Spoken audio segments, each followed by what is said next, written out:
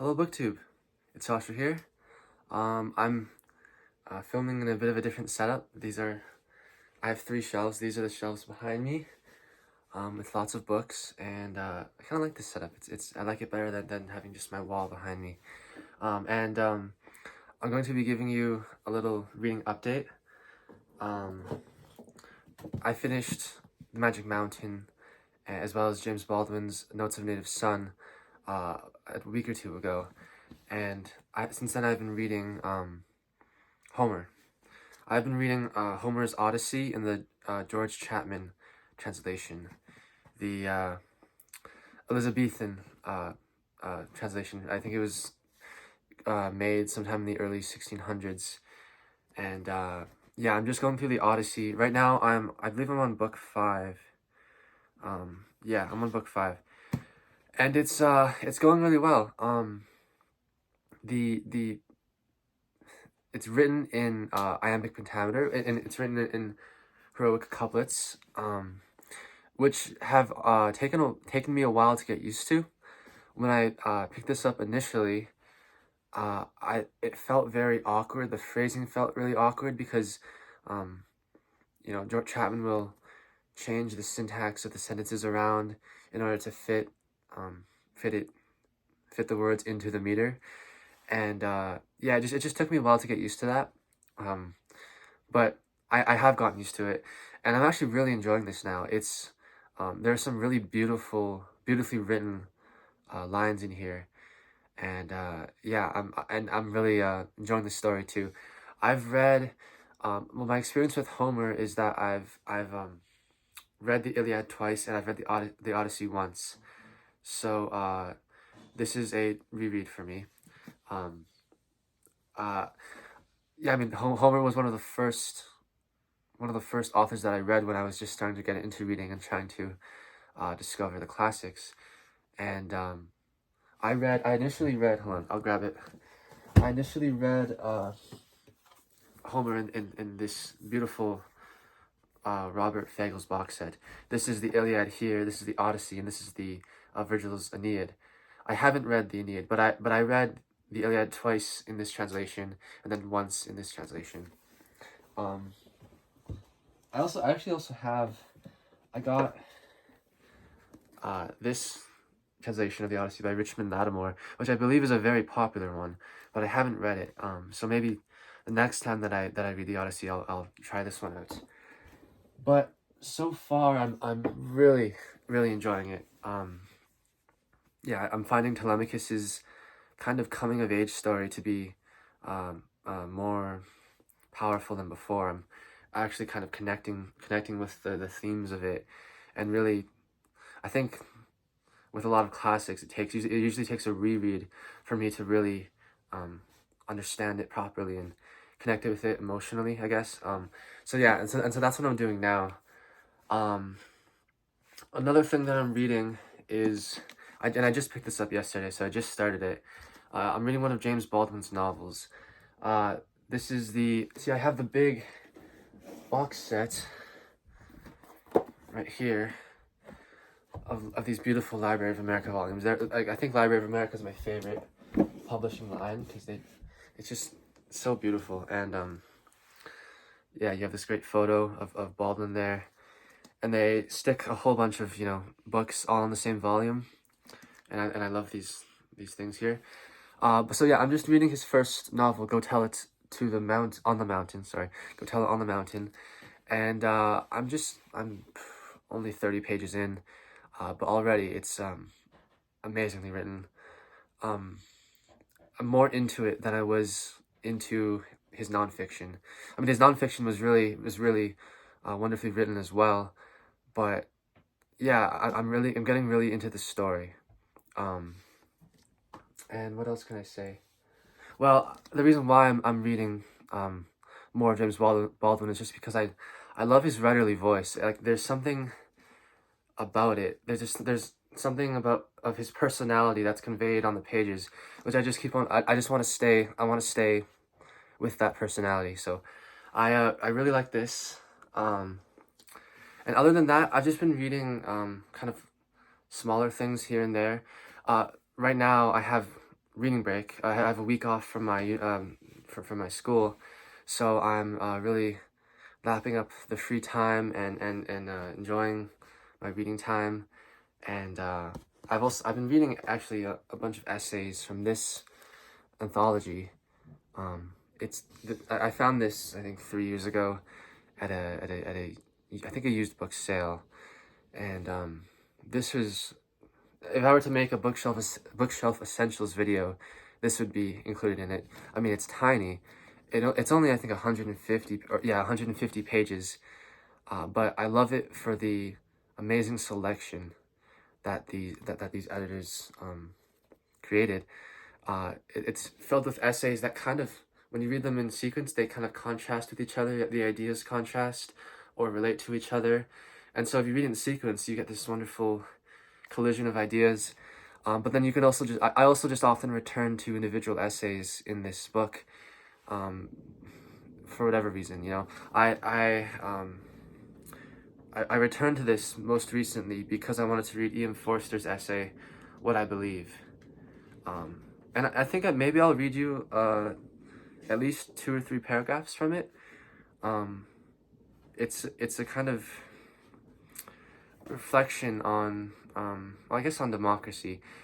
I kind of turned to it because of the political turmoil that we are experiencing, and I felt kind of, well, I guess I've been feeling kind of down or even angry a little bit, and so I turned to this to kind of comfort myself, and I really like it. So I do want to share this. This was written in 1939, so I believe he was responding to the impending Second World War. But I find that the sentiments are also applicable to any time of political turmoil, or any time where it feels like the world is kind of going to pieces. But here's the first couple paragraphs. What I believe. I do not believe in belief. But this is an age of faith, and there are so many militant creeds that, in self-defense, one has to formulate a creed of one's own. Tolerance, good temper, and sympathy are no longer enough in a world which is rent by religious and racial persecution. In a world where ignorance rules and science, who ought to have ruled, plays the subservient pimp. Tolerance, good temper, and sympathy. They are what matter, really. And if the human race is not to collapse, they must come to the front before long. But for the moment, they are not enough. Their action is no stronger than a flower, battered beneath a military jackboot. They want stiffening, even if the process coarsens them. Faith, to my mind, is a stiffening process, a sort of mental starch, which ought to be applied as sparingly as possible. I dislike the stuff. I do not believe in it, for its own sake, at all. Herein I probably differ from most people, who believe in belief, and are only sorry they cannot swallow even more than they do. My lawgivers are Erasmus and Montaigne, not Moses and St. Paul. My temple stands not on Mount Moriah, but in that Elysian field where even the immoral are admitted. My motto is, Lord, I disbelieve, help thou my unbelief. I have, however, to live in an age of faith. The sort of epoch I used to hear praised when I was a boy. It is extremely unpleasant, really. It is bloody in every sense of the word, and I have to keep my end up in it. Where do I start? With personal relationships. Here is something comparatively solid in a world full of violence and cruelty. Not absolutely solid, for psychology has split and shattered the idea of a person, and has shown that there is something incalculable in each of us, which may at any moment rise to the surface and destroy our normal balance. We don't know what we are like. We can't know what other people are like. How then can we put any trust in personal relationships, or cling to them in the gathering political storm? In theory, we cannot, but in practice we can and do. though A is not unchangeably A, or B unchangeably B, there can still be love and loyalty between the two. For the purpose of living, one has to assume that the personality is solid and the self is an entity, and to ignore all contrary evidence. And since to ignore evidence is one of the characteristics of faith, I certainly can proclaim that I believe in personal relationships. And let me just see here. Yeah, I suppose I'll read you one more paragraph. Starting from them, I get a little order into the contemporary chaos. One must be fond of people and trust them if one is not to make a mess of life, and it is therefore essential that they should not let one down. They often do. The moral of which is that I must, myself, be as reliable as possible, and this I try to be. But reliability is not a matter of contract. That is the main difference between the world of personal relationships and the world of business relationships. It is a matter for the heart, which signs no documents. In other words, reliability is impossible unless there is a natural warmth. Most men possess this warmth, though they often have bad luck and get chilled. Most of them, even when they are politicians, want to keep faith.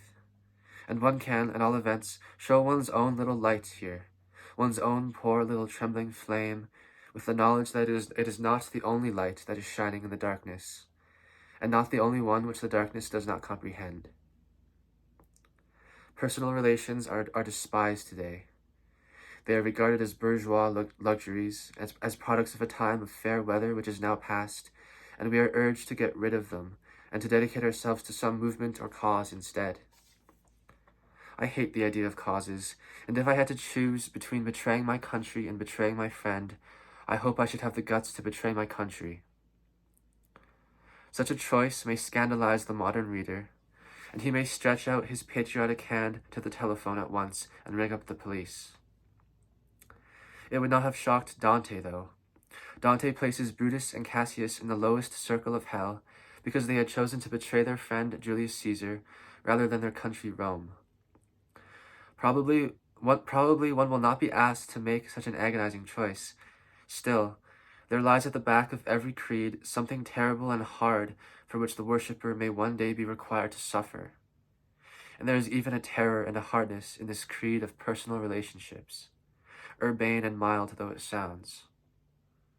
Love and loyalty to an individual can run counter to the claims of the state. When they do, down with the state, say I, which means that the state would down me. And it goes on. It goes on for 3 or 4 more pages, and I just find the essay to be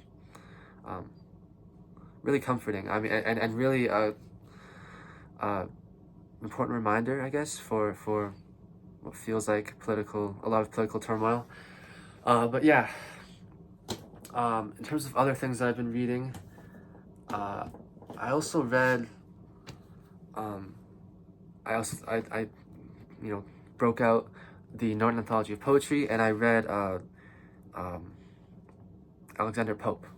I read The Rape of the Lock, and this was actually really my first time reading any works by Alexander Pope, and I really liked it. I really enjoyed it. The Rape of the Lock is an incredibly funny poem.